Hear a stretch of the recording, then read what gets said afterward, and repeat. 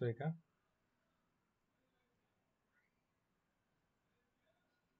आवाज येतोय का कन्फर्म करा. तोपर्यंत आपल्याला आहे ना 2-3 गोष्टी अॅनलाईज करायच्या होत्या. ॲक्चुअली मी आज एक दुपारी व्हिडिओ टाकला होता. एक फार चांगला रिस्पॉन्स त्याला त्या ठिकाणी पाहायला मिळाला. व्हिडिओचं टायटल असं होतं, की आपण किती मोठ्या डिग्र्या घेतल्या, तरी आपल्याला मोठं काही फॉर्च्यून क्रिएट करणं किंवा फॉर्च्युनर घेणं आपल्याला शक्य नाही. ठीक आहे. तर हे याचे रिझन्स मी तुम्हाला सांगितले होते.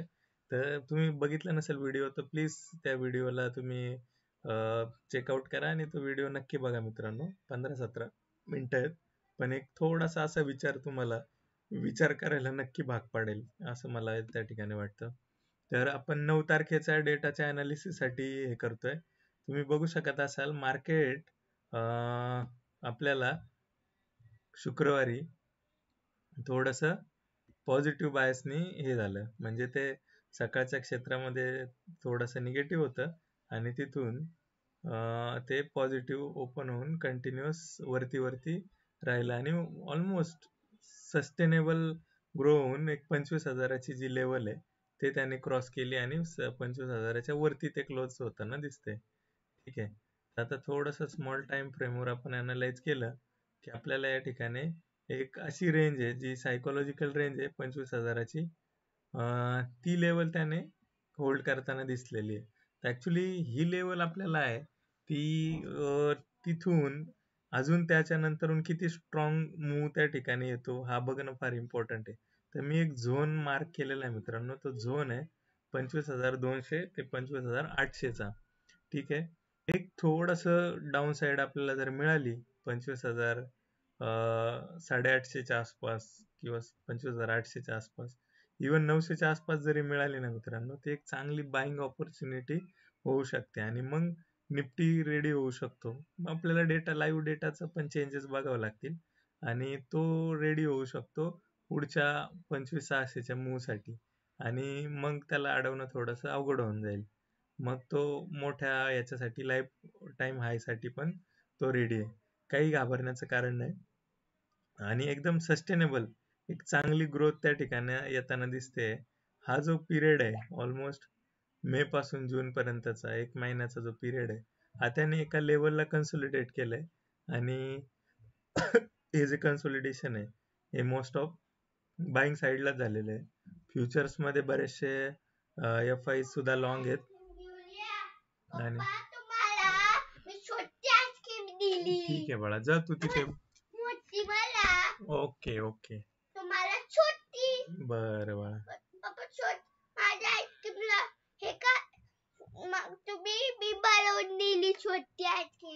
ओके. तर मित्रांनो तुम्ही बघितलं असेल की ऑलमोस्ट 1 मंथ तो कन्सोलिडेट करतोय आणि मागच्या 2-3 दिवस जे आहे त्यांनी ते थोडंसं पॉझिटिव्हली ब्रेकआउट देण्याचा प्रयत्न केलाय. तर गोष्टी पण थोड्याशा पॉझिटिव्हच आहे. मी त्याचा पण एक व्हिडिओ बनवलाय की आरबीआयने जे गिफ्ट दिलंय त्याच्यानंतरून एक्सपेंडिचर वाढलंय गव्हर्नमेंटचं डिफेन्स सेक्टरवरती. तर डिफेन्स सेक्टर सुद्धा पॉझिटिव्ह झालेलं आहे आणि बाकीचे रिझल्ट पण चांगले आल्यामुळं आपल्याला बऱ्याचशा गोष्टी पॉझिटिव्ह होताना दिसत आहेत. तर अजून सुद्धा तो मार्केट त्या एका रेंजमध्ये अडकलेला आहे. पण डाऊन साईड जी आहे ती मला थोडीशी लिमिटेड वाटते कारण फ्युचर्समध्ये चांगल्या पोझिशन्स लॉंग्स आहे.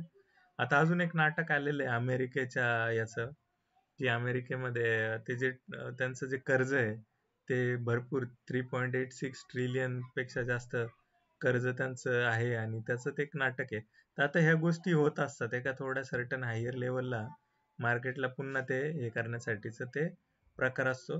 तर मित्रांनो मी तुम्हाला बऱ्याच वेळा सांगितलेलं आहे की आपल्याला ह्या ज्या स्ट्रॅटेजीज आहेत त्या कोणी मार्केट वर जाऊ नाही तर खाली जाऊ आपल्याला काही फरक पडला नाही पाहिजे आणि आपण त्याच्यामध्ये सस्टेन राहिलो पाहिजे आणि सस्टेन राहण्यासाठी आपल्याला डिसिप्लिनची आवश्यकता आहे.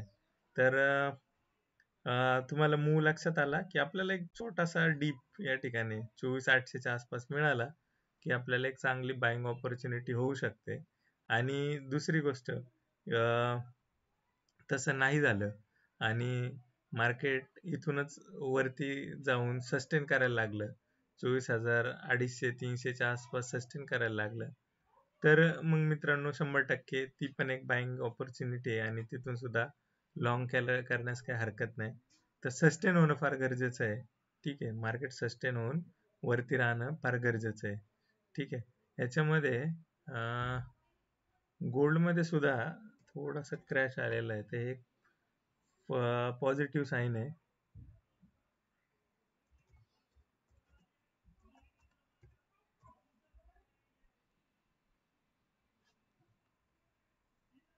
हे सुद्धा एक पॉझिटिव्ह साईन आहे. तर ही एक गोष्ट इम्पॉर्टंट आहे की आपल्याला एक सपोर्टिंग होत आहे. क्रूड फार वाढलेलं नाहीये, डॉलर इंडेक्स वाढतोय, पण ठीक आहे, काय हरकत नाही. गोल्डचे एक्झॅक्ट प्राइसेस आपण बघूया. त्याआधी आपण जाऊया डेटाच्या अनालिसिस कडे, की आपल्याला काय पद्धतीचा डेटा त्या ठिकाणी डेव्हलप झालाय आणि आपल्याला काय अपेक्षित आहे. ठीक आहे, रिटेलर नेहमीच थोडासा उलटा असतो, पण बऱ्याच वेळी आपल्याला असं वाटत असतं, म्हणजे माझा वैयक्तिक समज होता तसा, की रिटेलर हा मूर्ख असतो आणि प्रत्येक वेळी लॉसच करतो वगैरे वगैरे. तर तसं नाहीये मित्रांनो, बरेचसे रिटेलर जे एकदम स्मार्ट रिटेलर्स आहे आणि ते लॉंग करून प्रॉफिट पण करतात. पण जो असा अननोन रिटेलर आहे, जो एकदमच बाय सेल आणि स्कॅल्पिंग गॅम्बलिंग मेंटॅलिटीचा आहे, तो या ठिकाणी लॉस 100% करत असावा. आणतो बाळा, मम्माकडे जा. हा, मी आता काम करतो. आणतो आणतो, जा लवकर तू. तर मग अशा पद्धतीने हे या ठिकाणी आपल्याला बघायला मिळते. तर डेटा जो आहे तो रिटेलर साईडने थोडासा निगेटिव्ह आहे. तर निगेटिव्ह कुठल्या साईडने? निगेटिव्ह जो आहे ते जे फ्युचर जे आहेत ते बरेचसे शॉर्ट्स आहेत.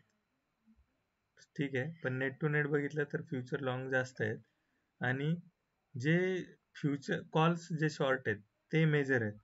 तर हे एक स्ट्रॅटेजी असू शकते की एक सायकोलॉजिकल लेवल आहे. आणि मी तर सांगण्याचं रिझन हेच आहे ब्रेकआउटचं, की मार्केट जर सस्टेन करायला लागलं 25,000 100च्या आसपास किंवा 25,000 80-90 जरी क्रॉस केला आणि सस्टेन करतंय 1.5-2 तास झाले, तर मग हे रिटेलरला पळण्याशिवाय काय पर्याय नाही. कारण प्रीमियम अजून शुक्रवार आहे, फार मेजर प्रीमियम ड्रॉडाऊन झाला नसेल. बाळा, मी काम करतोय ना, तर तुझा बाहेर तिथे बस. देऊ का पप्पा? हा, तू मम्माला सांग. मम्माला सांग, जा लवकर जा. तिला म्हणा गट्टू चिंकीची गोष्ट लावून दे, जा. पप्पा बोलायला. अरे बाळा, मी मार्केट वरती जाईल का खाली जाईल हे सांगतोय ना तिथे. पप्पा पप्पा बोलायला कलर देऊ का? हा, दे दे, जा. दिलो का होतं कलर? अरे लागेल मला, मग जा. तर मग आता जो FI चा जो डेटा आहे तो आपण अनालाइज करतोय. FI च्या पोझिशन तशा निगेटिव्हच आहेत, पण हे लोक फार शातीर आहेत. हे काय प्रकारचं हेजिंग आहे हे मला थोडंसं अजून समजून घेणं फार इम्पॉर्टंट आहे. कारण जेवढे फ्युचर शॉर्ट्स आहेत आणि फ्युचर शॉर्ट्स असताना मार्केट वरती कसं काय जाऊ शकतं, कारण हा एक मेजर प्लेअर आहे. आय थिंक मला असं वाटतं FI ला पण थोडंसं या ठिकाणी काम करणं थोडंसं अवघड होऊन बसत असेल, पण मोठा पैसा असल्यामुळे थोडासा मूव आल्यानंतर ते त्यांना माहिती असेल, इन्फॉर्म असतील की ह्या लेवलला आपल्याला पोझिशन कमी करायच्यात आणि ह्या लेवलला पोझिशन्स वाढवायच्यात. तर ह्या गोष्टी आहेत. FIsनी कॉल जे लॉंग्स आहेत ते फार वाढवलेले आहेत आणि जे शॉर्ट्स होतात ते थोड्याशा कमी केल्यात आणि फ्युचरमध्ये पण लॉंग केलेले आहे. ठीक आहे, त्यानंतरून जे पुट लॉंग आहेत ते पण आहेत बऱ्यापैकी. तर आता हे काय पोझिशन आहे? Net to net -87,000. ओके. त्यानंतरून प्रो जर आपण अनालिस करतोय, प्रो मध्ये फ्युचर जे शॉर्ट्स आहेत ते त्यांनी वाढवलेले आहेत. आता ह्याचं काय रिझन आहे हे थोडंसं समजून घेणं फार इम्पॉर्टंट आहे. पुट शॉर्ट जे आहेत ते वाढवलेले आहेत, कॉल लॉंग्स आहेत ते वाढवलेले आहेत, म्हणजे हे पॉझिटिव्ह आहेत कुठे? ऑप्शन्स मध्ये, आणि फ्युचर मध्ये शॉर्ट आहे. तर हा डेटा जो आहे तो पॉझिटिव्हच डेटा आहे, नो डाऊट. पुट जर शॉर्ट करतोय आणि तो पण प्रो प्लेअर, तर काही वाईज आणि इन्फॉर्म डिसिजन असेल आणि इन दी मनी पुट जे आहेत ते शॉर्ट्स करून त्या ठिकाणी गेले असतील. आणि तुम्ही चार्टवर पण बघितलं, वन डेचा चार्टवर आपण बघितलं निफ्टीच्या.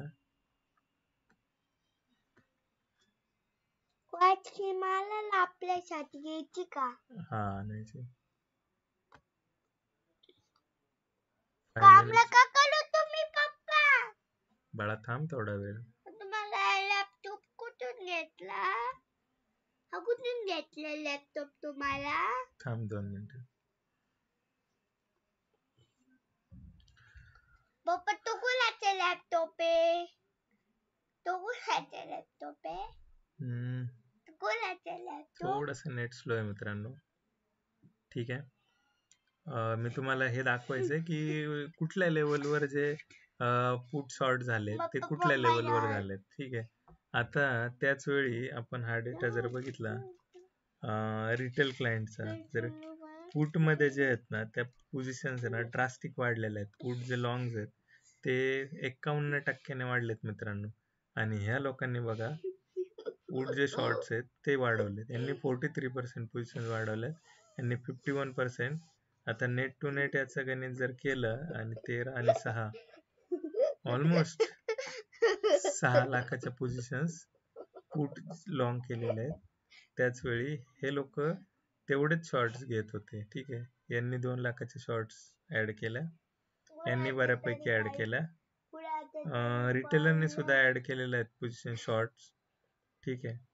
म्हणजे ज्या लॉंग झाल्यात त्या ह्यांच्यामध्ये पण काही काम झाले आणि ह्यांच्यामध्ये पण काम झाले. म्हणजे काही जो रिटेलर आहे तो काही रिटेलर वाईज आणि स्मार्ट आहे, त्याने सुद्धा ते पॉझिटिव्ह काम त्या ठिकाणी केलेले आहे. ठीक आहे. आपण दुसऱ्या ठिकाणी आपण अनालाइज करण्याचा प्रयत्न करू.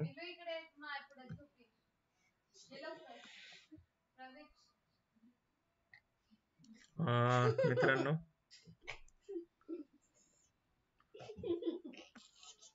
थोडस ही वेबसाईट मोठी असल्यामुळे